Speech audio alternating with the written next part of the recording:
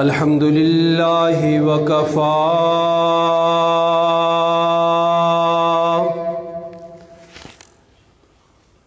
الذي خلق الأرض والسماوات العلى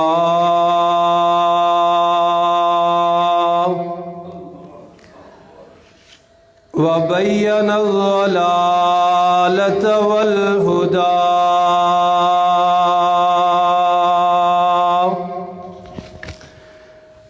لا شريك له في الأرض ولا في السماء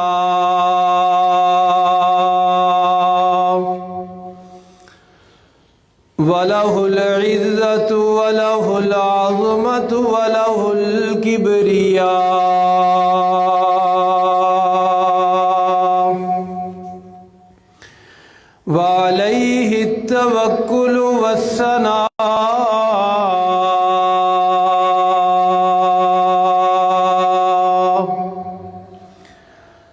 والصلاة والسلام على سيد الرسل وخاتم الأنبياء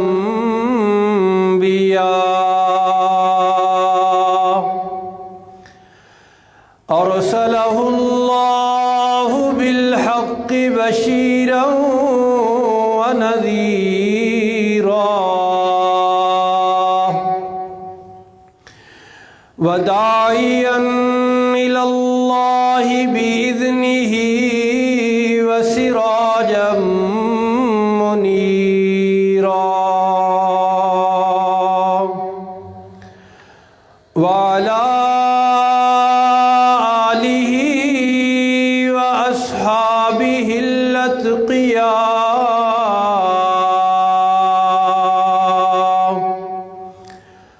الذين هم خلاصة العرب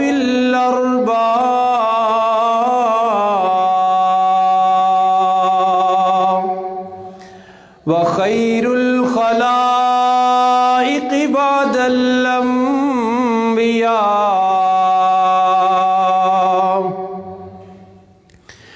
أما بعد فأعوذ بالله من الشيطان الرجيم بسم الله الرحمن الرحيم يا أيها الذين آمنوا كتب عليكم الصيام كما كتب على الذين من قبلكم لعلكم تتقون صدق الله العظيم وبلغنا رسوله النبي الأمي الأمين العظيم الكريم ونحن على ذلك لمن الشاهدين والشاكرين والحمد لله رب العالمين اللهم صل على محمد وعلى آل محمد كما صليت على إبراهيم وعلى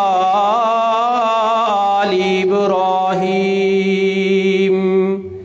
إنك حميد مجيد اللهم بارك على محمد وعلى آل محمد كما باركت على إبراهيم وعلى آل إبراهيم إنك إنك حميد مجيد.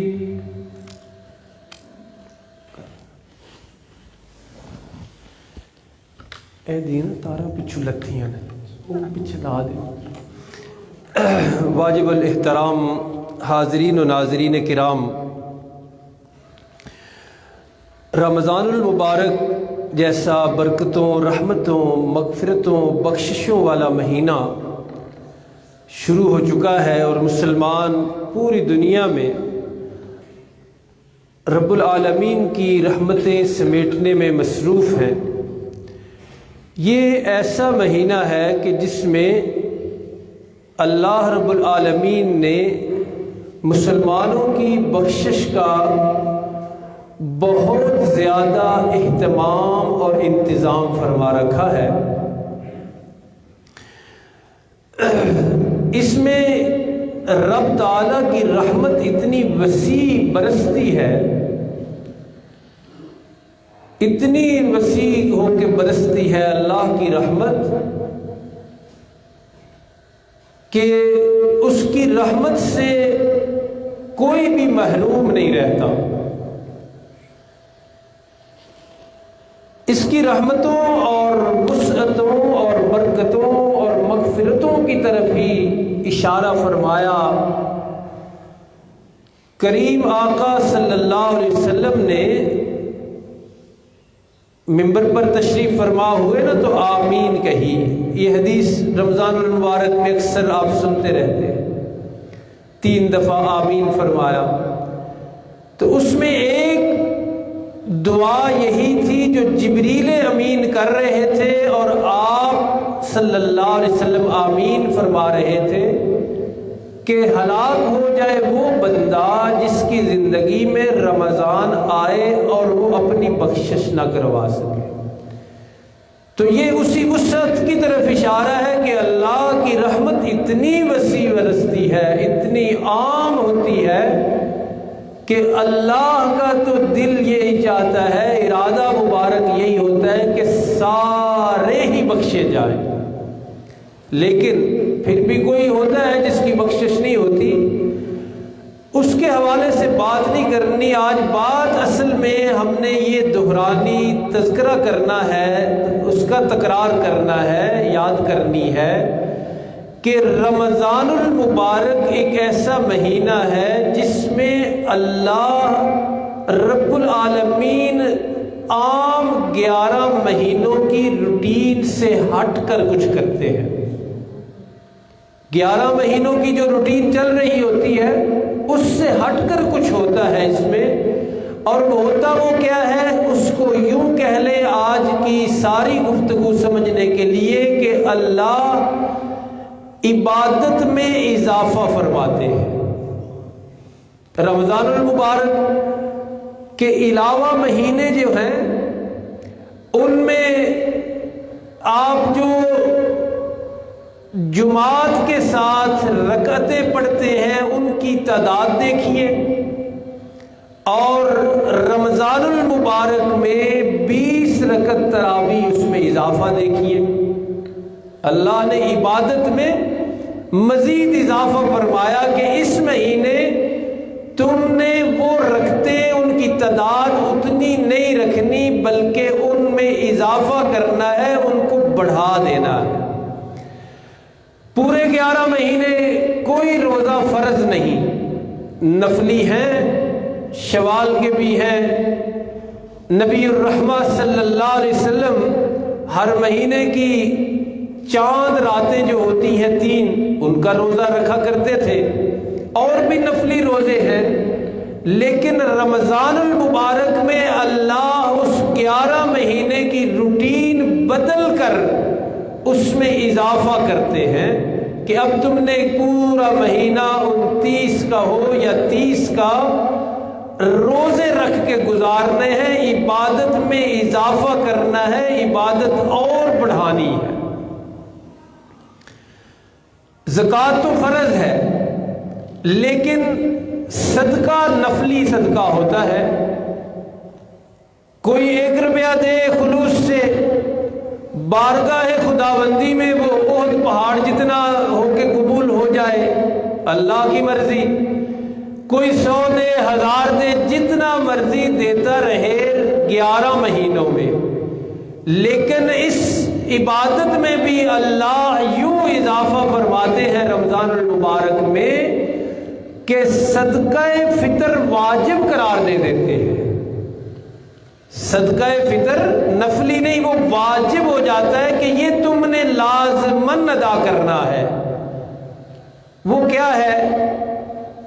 ابھی چلو سن لے، وہ یہ ہے کہ ہر خاندان اور ایک جو گھر ہے نا، اس کے سربراہ نے گھر میں جتنے بھی فرد ہیں، جس کو کہتے ہیں نا پر ہیڈ، جتنے بھی فرد ہیں، بچے ہیں، عورتیں ہیں، بوڑھے ہیں، ٹھیک آواز اتھی ہی انہوں نے کرنا ہے، تو جتنے بھی فرد ہیں ہر ایک کے بدلے میں ایک صدقہ فطر دینا ہے اور وہ واجب ہے۔ تو یہ صدقے والی عبادت میں بھی اللہ نے رمضان المبارک میں اضافہ فرمایا۔ اور آج کل کتنا ہے یہ بھی سماعت فرما لیں، دوست سارے آ جاتے تو سب کو میں عرض کر دیتا۔ آج کل چونکہ گندم، یہ ہمارے علاقہ میں چونکہ گندم زیادہ ہے، اسی کو معیار بنائیں گے، کسوٹی بنائیں گے۔ کھجوریں یہاں ہے نہیں، جو بھی نہیں، ویسے بھی وہ بہت قیمتی ہیں ان کے مقابلے میں، تو گندم پاکستان کے میں گندم اصل چیز ہے جس کو معیار اور کسوٹی بنا کے بات کی جاتی ہے، مسئلہ بتایا جاتا ہے۔ تو آج کل کے لحاظ سے جس طرح قیمتیں اوپر گئی ہوئی ہیں، ایک بندے کا صدقہ فطر ہے 300 روپے، 300 روپے ہر بندے کے سر کا صدقہ، ایک بندے کا صدقہ 300 روپے واجب ہے۔ تو مسئلے کی یہ نشاندہی ہو گئی۔ اصل موضوع کی طرف میں آپ کو لے چلوں کہ اللہ نے اس رمضان المبارک میں ہر عبادت میں اضافہ کیا ہے، ہر عبادت میں اضافہ کیا۔ یعنی اگر جو مشہور تقسیم عبادات کی جاتی ہے، بدنی عبادت، تو آپ اس میں دیکھیں اللہ نے اضافہ کیا۔ مالی عبادت، اس میں اللہ نے اضافہ فرمایا، اور قولی عبادت، منہ سے کہنے والی عبادت، اس میں بھی اضافہ ہے۔ قرآن پڑھنے کا حکم، تلاوت کرنے کا حکم، ذکر۔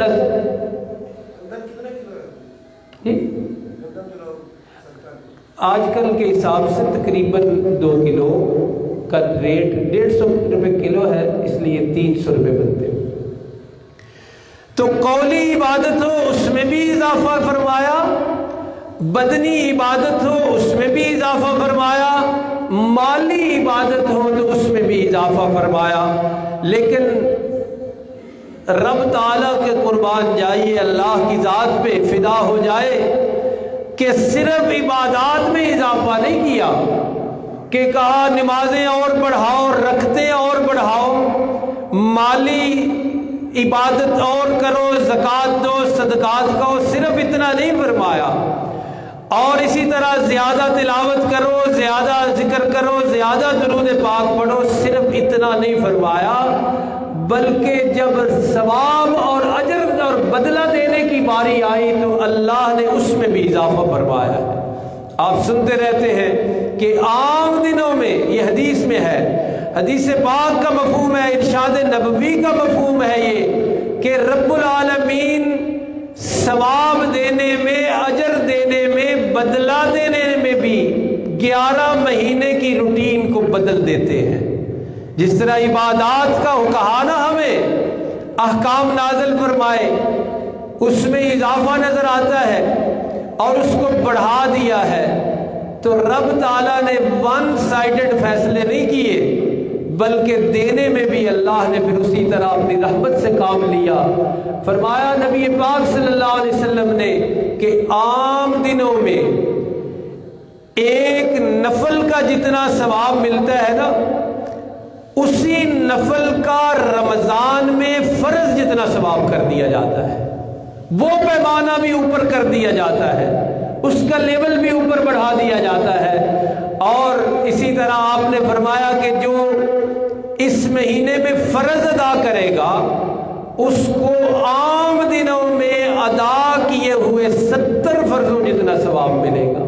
تو دونوں طرف سے اضافہ ہے، عبادت میں بھی اضافہ اور اس کے اجر اور اس کے ثواب میں بھی اضافہ، اور یہ سب کچھ نبی پاک صلی اللہ علیہ وسلم کی زندگی میں بھی موجود ہے۔ اب تک میں نے عرض کیا اللہ کے احکامات کا، رسول کریم صلی اللہ علیہ وسلم کے بارے میں احادیث میں آتا ہے کہ آپ کا تو شوق اور اشتیاق اور آپ کی ترغیب وہ رجب سے شروع ہو جاتی تھی۔ رمضان سے پچھلے مہینے کا نام ہے شعبان اور اس سے پچھلے مہینے کا نام ہے رجب۔ تو رسول کریم صلی اللہ علیہ وسلم تو رمضان تک پہنچنے کے لیے رمضان آ جائے اس شوق کا اظہار رجب سے فرمایا کرتے تھے، وہاں سے شروع کر دیتے تھے، دعائیں مانگتے تھے کہ یا اللہ رجب تک آپ نے پہنچا دیا، شعبان تک بھی پہنچائیے، شعبان میں برکتیں ڈالیے اور رمضان المبارک میں بھی برکتیں ڈالیے۔ اور پھر جب خود رمضان آ جاتا آپ کی زندگی میں، جو ساری گفتگو سے میں نے عرض کرنا ہے آپ کی خدمت میں وہ یہی بات ہے کہ 11 مہینوں کی روٹین اللہ نے بھی بدلی، اللہ کے پاک پیغمبر صلی اللہ علیہ وسلم نے بھی بدلی۔ اور صرف سنانا تو مقصد نہیں ہوتا، دعوت دینا مقصد ہوتا ہے کہ ہم نے بھی بدلی کہ نہیں بدلی۔ تو رسول اللہ صلی اللہ علیہ وسلم کے بارے میں ازواج مطہرات فرماتی ہیں، آپ کی گھر والیاں بتایا کرتی تھیں، ام المومنین بتایا کرتی تھی کہ آپ صلی اللہ علیہ وسلم رمضان کے شروع ہوتے ہی اپنا ازار بند کس لیتے، جو اس کی طرف اشارہ تھا کہ دیگر مصروفیات کم کر دیتے، گھریلو امور اور اسی طرح جائز امور سارے کے سارے آپ ایک طرف رکھ دیتے اور اللہ کی رحمت میں، اللہ کی رحمت وصول کرنے کے لیے عبادت میں شوق کا اظہار فرماتے، پہلے سے عبادات بڑھا دیتے، نوافل بڑھا دیتے اور سجدہ بڑھا دیتے، ذکر اذکار بڑھا دیتے۔ حتیٰ کہ یہ بھی ایک پہلو ہے کہ تلاوت قرآن اتنی بڑھا دیتے اللہ کے پیغمبر صلی اللہ علیہ وسلم کہ عام دنوں میں خود تلاوت کرتے تھے، خود قرآن پڑھتے تھے، لیکن آپ کو معلوم ہے، علماء سے آپ نے سن رکھا، علماء کی مجلسوں محفلوں میں بیٹھنے والے لوگ ہیں آپ، کہ رمضان المبارک میں جبریل امین آ جاتے اوپر سے، جبریل امین کے ساتھ دور کرتے اللہ کے پیغمبر صلی اللہ علیہ وسلم۔ دور کیا ہوتا ہے؟ کچھ حصہ آپ جبریل کو سناتے، پھر کچھ حصہ جبریل آپ صلی اللہ علیہ وسلم کو سناتے، وہی یعنی ایک ہی حصے کی 2 دفعہ تلاوت، ایک دفعہ سننا، ایک دفعہ سنانا۔ اور یہی حال صحابہ کرام رضوان اللہ علیہ مجمعین کا تھا۔ اور ان میں سے بھی ایک ایک واقعہ اگر بیان کریں تو وقت کم ہے، میں بالکل اجمال کے ساتھ اور بغیر تفصیل میں، بغیر گہرائی میں گئے ایک نقشہ سا آپ کے سامنے رکھنا چاہتا ہوں کہ صحابہ کرام رضوان اللہ علیہ مجمعین کے بعد تابعین، تبع تابعین، یعنی آپ کے بعد آنے والے مسلمانوں میں بھی رمضان المبارک ایک خاص موسم کا اظہار کرتا تھا۔ مسجدیں بھر جاتی تھیں، لوگ دنیا داری چھوڑ دیتے تھے، تجارت، دکانیں، ان کو وقت کم دیتے تھے، اللہ کے گھر میں وقت زیادہ دیتے تھے، بالکل زندگی بدلی بدلی سی نظر آتی تھی۔ تو یہ ساری باتیں عرض کر کے قرآن حکیم کی آیت کو پڑھ کے میں اصل جو دعوت فکر دینی ہے وہی عرض کرنے لگا ہوں۔ یہ قرآن مجید کی آیت عام پڑھی جاتی ہے، فرمایا یا ایھا الذین آمنوا کتب علیکم الصیام، اللہ پر، اللہ کے نبی پر ایمان لانے والوں، اللہ کا حکم بھی سنو، اللہ کی بات بھی مانو۔ آج کے دور میں ماننے والے ہر کوئی کہہ رہا ہے 80 منن والے ہیں، اور دوسروں کو منکر کہنا بھی ضروری سمجھتا ہے۔ فرقہ واریت اتنی ہو گئی ہے، ہر کوئی کہہ رہا ہے میں منن والا تے اے منکر ہے، میں منن والا تے اے منکر ہے۔ قرآن کہتا ہے یا ایھا الذین آمنو، اللہ کی ذات پر ایمان لانے والوں، اللہ کے پیغمبر محمد کریم رؤوف الرحیم علیہ الصلاۃ والتسلیم پر ایمان لانے والوں، صرف ایمان کافی نہیں، یہ غلط فہمی، خوش فہمی جو بھی ہے اسے بھی دور کیجئے۔ صرف ایمان کافی نہیں، اپنے ایمان کا عمل کے ساتھ ثبوت دینا ضروری ہے۔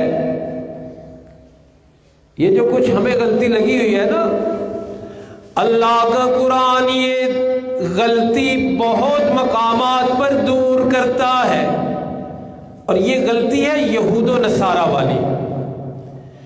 یہود و نصارہ بھی عمل کی ساری راہ چھوڑ کر اس بات پہ آ گئے تھے جس پہ ہمارے لوگوں کی اکثریت بھی آ چکی ہے۔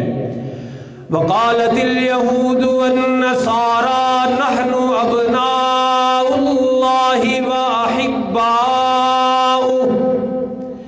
یہودی بھی کہنے لگے، عیسائی بھی کہنے لگے کہ نحن ابناء اللہ، ہم تو اللہ کے بیٹے ہیں، وَأَحِبَّاؤُهُ،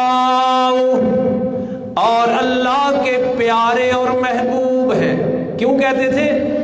اللہ نے ہمیں کوئی نہیں پوچھنا، ہم جو مرضی کرتے رہے، اللہ نے ہمیں نہیں پوچھنا، کیونکہ ہم بیٹے اور محبوب ہیں اس کے۔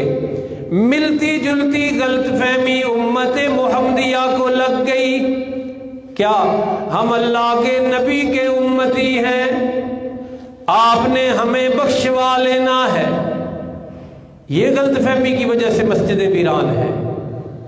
یہ غلط فہمی لگی ہے یہودیوں اور عیسائیوں والی، لفظ اگرچہ سخت ہے لیکن قرآن کے لفظ ہے۔ یہ غلط فہمی مار گئی اس امت کو بھی کہ ہمیں تو نبی نے بخشوا لینا ہے۔ لمبی دلیلیں، لمبی آیتیں، حدیثیں، وقت نہیں، مجھے جواب دیجئے سوال کا۔ مسئلہ یہ جو ہمیں سمجھ آیا ہے کہ نماز کی ضرورت نہیں، ذکر کی ضرورت نہیں، مسجدوں میں جانے کی ضرورت نہیں، کیوں ہم امت محمدیہ میں ہیں، ہم واحد ہیں، ہم توحیدی ہیں، یہ مسئلہ صحابہ کو کیوں نہیں سمجھ آیا؟ بس اتنا غور فرمایا کیجئے، جن کے بخشش کے اعلان تھے، جن کے جنتی ہونے کے پروانے جاری ہو گئے تھے، جن کے بارے میں قرآن کہتا ہے رضی اللہ عنہم ورضوا عنہ، یہ بے عملی والی غلط فہمی یا خوش فہمی یا جو بھی اس کو کہے، یہ ان کو کیوں نہیں سمجھ آئی؟ وہ تو دن کو اللہ کے راستے میں جہاد کرتے نظر آتے ہیں، اور رات مسجد نبوی میں اللہ کے سامنے والذین یبیتون لربہم سجدا وقیاما، ان کی راتیں تو یوں گزرتی ہیں کہ اللہ کے سامنے کبھی سجدے میں، کبھی قیام میں۔ کسی ایک صحابی سے یہ بات نہیں آپ کو ملے گی کہ ہم تو امت محمدیہ میں ہیں، ہم موحد ہیں، ہم، بلکہ وہ تو یہ بھی کہہ سکتے تھے کہ ہم تو جنتی ہیں پکے، ہم تو رضی اللہ عنہ ہیں، لیکن کسی صحابی سے آپ کو یہ نہیں ملے گی۔ تو بہرحال یہ غلط فہمی ہے جو ہماری امت محمدیہ کے اس وقت کی بے عملی کا سبب ہے بہت بڑا، اسے دور کیجئے۔ میں عرض یہ کر رہا تھا، قرآن کہتا ہے یا ایھا الذین آمنو، اے ایمان والو، اگر تمہارا ایمان ہے تو اس ایمان کا ثبوت کر دو، اس کا اظہار کرو، مظاہرہ کرو۔ کیسے؟ فرمایا کما کتب علیکم الصیام، جس رب پر تمہارا ایمان ہے رب نے تم پر روزے فرض کیے ہیں، اس نے روزے فرض کیے ہیں۔ لیکن خاص جو آج ہم پہلو پڑھ رہے ہیں وہ کیا؟ اللہ نے رمضان المبارک میں ہر عبادت میں اضافہ کیا، بدنی عبادت بھی بڑھا دی، مالی عبادت بھی بڑھا دی، قولی عبادت بھی بڑھا دی۔ اس کا سب سے بڑا مظاہرہ اللہ نے رکھا قیام رمضان اور صیام رمضان، راتوں کو کھڑے ہونا اللہ کی بارگاہ میں، دن کو اللہ کی خاطر اللہ سے ڈر کر روزہ رکھنا۔ اسی لیے اللہ کے پیغمبر صلی اللہ علیہ وسلم نے ارشاد فرمایا، من صام رمضان ایمانا و احتسابا، جس نے رمضان کے روزے رکھے مومن ہوا اور ثواب کی نیت سے۔ اس میں تو دکھاوا ہے بھی کوئی نہیں ویسے، لیکن کچھ لوگ پھر بھی بات نہیں آتی۔ اتنی خفیہ یہ عبادت ہے اللہ نے بنائی کہ یہ اللہ کو پتا ہوتا ہے یا اس بندے کو پتا ہوتا ہے۔ الصوم لی، آپ اللہ نے فرمایا کہ روزہ تو ہے ہی میرے لیے، لیکن کچھ لوگوں کو نیکی کا مظاہرہ کرنا اور شو کرنا یہ بڑی ہی ان کو پریکٹس ہوتی ہے، تو اس میں خفیہ پن ہے، خفیہ پن، چھپانا۔ اسی لیے فرمایا صوم لی، یہ میرے لیے ہے اور اس کی جزا بھی میں دوں گا۔ لیکن اللہ کے پیغمبر صلی اللہ علیہ وسلم نے فرمایا، جس نے یہ کام کیا، رمضان کا روزہ رکھا، غفر لہ ما تقدم من ذنبہ، اس کے پہلے سارے گناہ معاف فرما دیں گے اللہ۔ تو دونوں طرف سے اضافہ، عبادت میں بھی اضافہ، اس کے اجر میں بھی اضافہ، اس کے بدلے میں بھی اضافہ، اس کے ثواب میں بھی اضافہ۔ اور قیام رمضان کے بارے میں ارشاد فرمایا، من قام رمضان ایمانا و احتسابا غفر لہ ما تقدم من ذنبہ، جس نے رمضان المبارک میں اللہ کے سامنے راتیں کھڑے ہو کر گزاری عبادت کرتے ہوئے، اس کے بھی سارے گناہ معاف ہو جائیں گے۔ ایک اس حوالے سے بات ایسے ذہن میں ابھی آ گئی ہے تو عرض کر دوں کہ یہ قیام رمضان کی جو بڑی علامت ہے وہ تراویح ہے۔ جس طرح میں نے پہلی غلط فہمی کا ذکر کیا، جو زہر قاتل بن کے پھیل رہی ہے پوری امت میں اور بے عمل بنا رہی ہے اس امت کو، اسی طرح اس حوالے سے بھی کچھ غلط فہمیاں پھیلائی جاتی ہیں۔ ایک غلط فہمی تو صحابہ دشمنوں کے حوالے سے باقاعدہ پروگرام کر کے، کلپ بنا کے، سوال و جواب کی نشست بنا کے یہ پھیلائی جاتی ہے کہ اس کا جی اسلام سے کوئی تعلق ہی نہیں، تراویح کا لفظ بول کے بتائے جا رہے ہیں کہ اس کا اسلام سے کوئی تعلق نہیں۔ یہ من قام رمضانہ کس کا ارشاد پاک ہے؟ اللہ کے پیغمبر صلی اللہ علیہ وسلم کا۔ اور پھر ان سے نیچے آ جائیں یا ان کو دفع کر کے نیچے چھوڑ دیں صحابہ دشمنوں کو، تو خالص سچے مسلمانوں میں بھی غلط فہمی ہے کہ نفلی عبادت ہے۔ میں نے عرض کیا دلائل کا ٹائم نہیں ہوتا، اگر یہ نفلی عبادت اس لیے آپ کہہ رہے ہیں یا کوئی کہتا ہے کہ پڑھو یا نہ پڑھو، اور کہا اسی لیے جا رہا ہے اور نفلی عبادت ہے جی پڑھو نہ پڑھو، تو پھر وہی بات عرض کروں گا، تفصیلی دلائل اگر نہیں موقع، نہیں سمجھ آتے، نہیں مانتے، اتنی تو بات میرے جیسے کم عقل ہر بندے کے ذہن میں آ سکتی ہے نا کہ یہ نفلی عبادت ہے، پڑھو نہ پڑھو۔ یہ بات صحابہ کو کیوں نہیں سمجھ آئی؟ اتنی تو بات سمجھ آ سکتی ہے۔ آپ نے تاریخ پڑھ کے دیکھیں، حدیث پڑھ کے دیکھیں، صحابہ کرام رضوان اللہ علیہ مجمعین مسجد نبوی میں با جماعت پورا مہینہ تراویح ادا کرتے رہے ہیں، اور اس کا ثبوت ہے کہ 14 صدیاں گزر گئی اسلام کو، آج تک تک حرمین شریفین یعنی مکہ مکرمہ میں اور مدینہ منورہ میں، بیت اللہ میں اور مسجد نبوی میں یہ تسلسل تواتر اور مستقل عمل آج تک جاری و ساری ہے۔ غلط فہمی ڈالنے والے اصل میں شیطان کے ایجنٹ ہیں، جو لفظ بولتے ہیں نفلی عبادت ہے جی، کرو نہ کرو یہ وہ۔ اور اسی طرح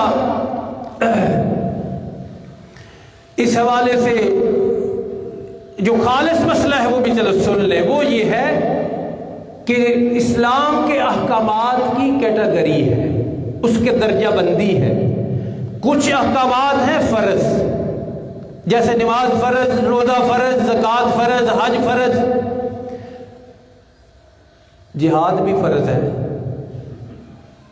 ڈریا جنا کچھ نہیں ہوتا، جہاد بھی فرض ہے، کبھی فرض کفایہ تو کبھی فرض عین ہے، فرض ہی، جس کا نام بھی آج سوشل میڈیا پہ نہیں لینے کے لیے کوئی تیار، جیم ہے الف دال لکھتے ہیں، کہتے ہیں سیدھا نہ لکھنا، اکٹھا نہ لکھنا، غزہ کا بھی سیدھا نام نہ لکھنا پورا، فلسطین کے بھی ٹکڑے کر کے لکھتے ہیں۔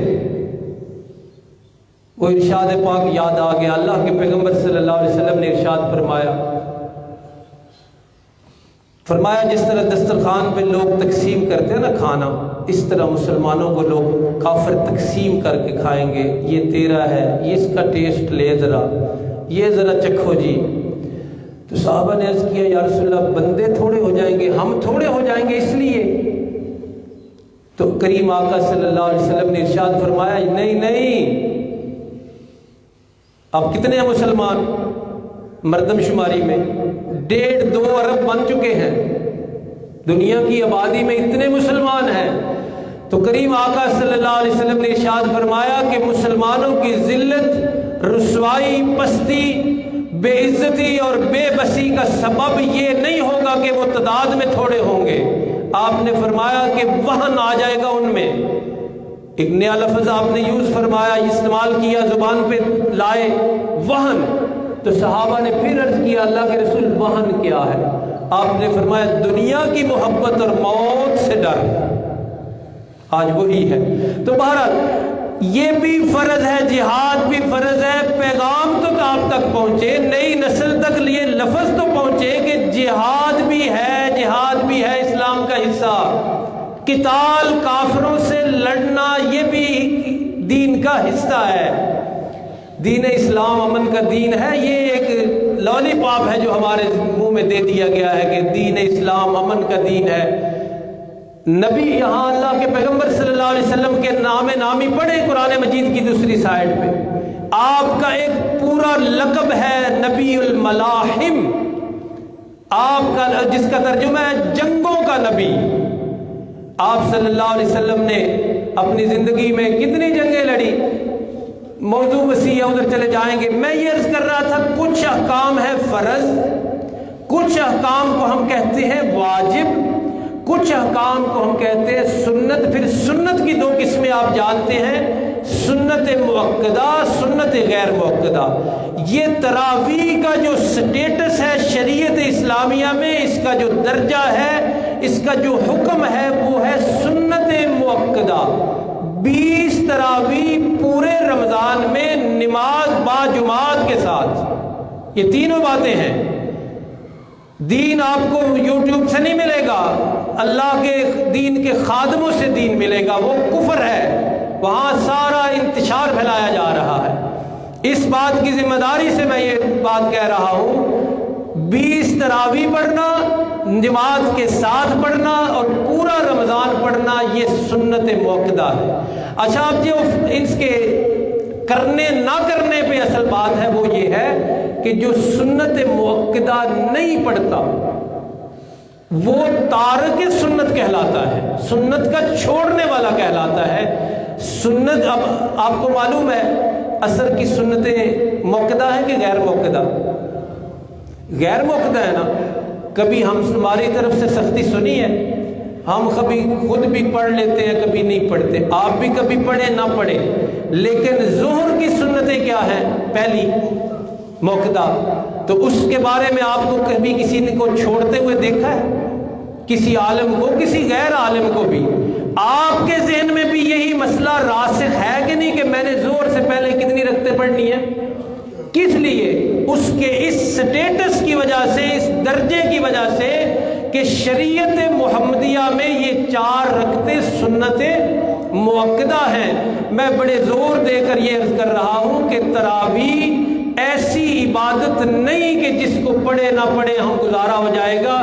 جس نے بھی چھوڑی، کوئی بھی ہو، عالم غیر عالم جو بھی ہو، اس نے سنت کو چھوڑا ہے، اور سنت مؤکدہ کے چھوڑنے والے کے لیے سزا مقرر ہے۔ اللہ رب العالمین ہمیں توفیق عطا فرمائے۔ بہرحال خلاصہ 2 لفظوں میں یہ ہے، اللہ نے اس رمضان المبارک کے حوالے سے عبادات میں بھی اضافہ کیا ہے، اجر و ثواب میں بھی اضافہ کیا ہے۔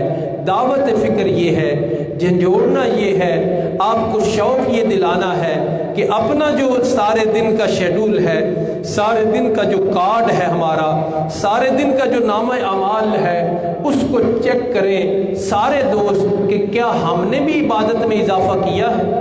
رب نے تو کہا ہے کرو، رسول اللہ صلی اللہ علیہ وسلم نے تو فرمایا ہے کرو، کر کے دکھایا بھی ہے، صحابہ نے بھی کیا، تابعین نے بھی کیا۔ ابھی کچھ سالوں پہلے تک مسجدیں بڑی آباد تھی، جب کا یہ کفر اور شرک اور یہ پروپیگنڈا بازی شروع ہوئی ہے دین سے دور کرنے والی، اس وقت کی مسجدیں خالی ہوئی ہیں۔ لیکن ہم بھی مدارس کی دالیں پی کے، مدارس کے ٹکڑے کھا کے اسلام کی پہرے داری کا حق ادا کرنے کی کوشش کرتے رہیں گے۔ اسی کوشش کا یہ حصہ ہے کہ تراویح سنت موقدہ ہے، کسی کو معاف نہیں۔ بدعت عمری کہنے والے خود گمراہ اور کافر اور مسلمان نہیں ہیں، اور اسی طرح جو بھی اس حوالے سے نرمی پیدا کرتا ہے، مسلمانوں کے ذہنوں میں بے عملی لانے کی کوشش کرتا ہے، وہ خود گمراہ ہے۔ رسول اللہ صلی اللہ علیہ وسلم نے جس شخصیت کے بارے میں فرمایا کہ میرے بعد اگر نبی ہوتے تو کون ہوتے؟ حضرت عمر رضی اللہ عنہ۔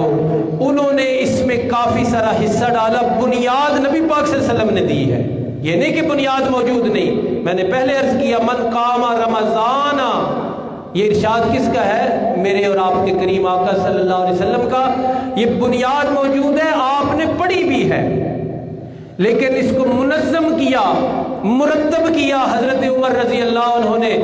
اور اسی لیے آج کل یہ بات بھی اہل حق کی طرف سے پرجوش انداز میں یہ کہی جا رہی ہے کہ جس کو تراویح پر اعتراض ہے، دراصل اس کو صحابہ پر اعتراض ہے۔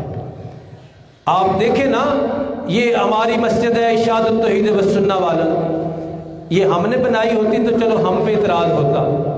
ہم کہتے بھی سنت موقدہ ہے، اس کا چھوڑنے والا گناہگار ہے، تو آپ کہہ سکتے تھے مسجد بیت الحمد والے یہ بات کر رہے ہیں، بیت اللہ والے کہتے آج کل جو ہیں، پھر بھی ہم اعتراض کر سکتے تھے کہ یہ بیت اللہ والے کہہ رہے ہیں، آج کل کے سعودی بادشاہ کہہ رہے ہیں۔ 14 صدیوں سے مسلمان یہ بات کر رہے ہیں، قرآن سنا رہے ہیں، قرآن سن رہے ہیں، 20 تراویح پڑھ رہے ہیں، لازمی پڑھ رہے ہیں، مسجدیں آباد تھی، مسجدیں پر رونق تھی، اور لوگ سارا کچھ چھوڑ چھاڑ کے اس عبادت میں مصروف رہتے تھے۔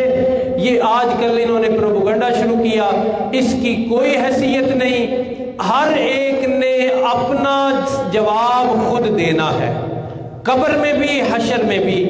تارک سنت اس امت کا جو بھی بندہ ہوگا جس نے سنت چھوڑ رکھی ہوگی، اس سے پوچھا جانا ہے اور اس سے حساب ہونا ہے، اور تارک سنت چھوڑنے والا وہ جزا اور عذاب کا مستحق ہے۔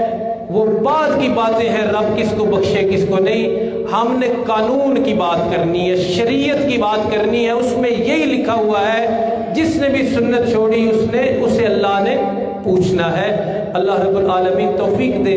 بہرحال آخری جملے میں دعوت فکر یہ ہے کہ اس رمضان ہر روز میں نے آپ نے یہ غور ضرور کرنا ہے کہ آج میں نے روٹین سے زیادہ عبادت کی ہے یا نہیں، کوئی روٹین سے بڑھ کر ہٹ کر اضافی ذکر کیا ہے یا نہیں، اضافی تلاوت کی ہے یا نہیں، کچھ صدقہ خیرات کیا ہے یا نہیں۔